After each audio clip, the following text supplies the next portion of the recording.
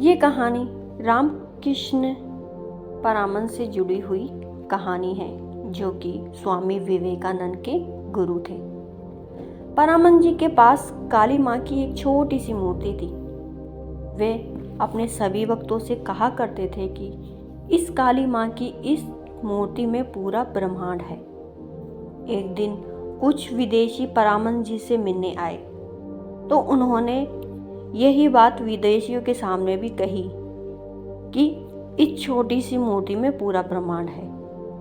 ये बात सुनकर विदेशियों ने कहा कि दुनिया इतनी बड़ी है कि इसमें इस छोटी सी मूर्ति का कोई महत्व नहीं है।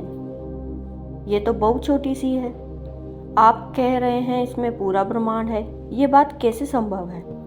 परमहंस जी ने बोला कि पहले आप मुझे एक बात बताइए, सूर्य बड़ा है या पृथ्वी? विदेशियों ने कहा, सूर्य तो पृथ्वी से कई गुना बड़ा है। परमहंस जी ने फिर से कहा, सूर्य इतना बड़ा है तो हमें छोटा सा क्यों दिखाई देता है? इतना छोटा दिखता है कि उसे हम अपने हाथों में पकड़ सकते हैं। विदेशियों ने कहा, सूर्य पृथ्वी से करीब 1500 करोड़ किलोमीटर दूर है, इस वजह से हमें बहुत छोटा दिखाई देता है। परमहंस जी ने कहा, आपकी बात सही है, सूर्य हमसे इतना दूर है इसलिए छोटा दिखाई देता है, जबकि सच्चाई यह है कि सूर्य बहुत बड़ा है। ठीक इसी तरह मेरी काली माई भी आपसे बहुत दूर है, इसी वजह से आपको ये मूर्ति बहुत छोटी दिखाई दे रही है। लेकिन मैं अपनी माँ की गोद में हूँ, उनके निकट हूँ, इसलिए मुझे ये बहुत बड़ी दिखाई दे रही है। आपको इस मूर्ति में पत्थर दिखता है और मुझे इसमें शक्ति दिखाई देती है।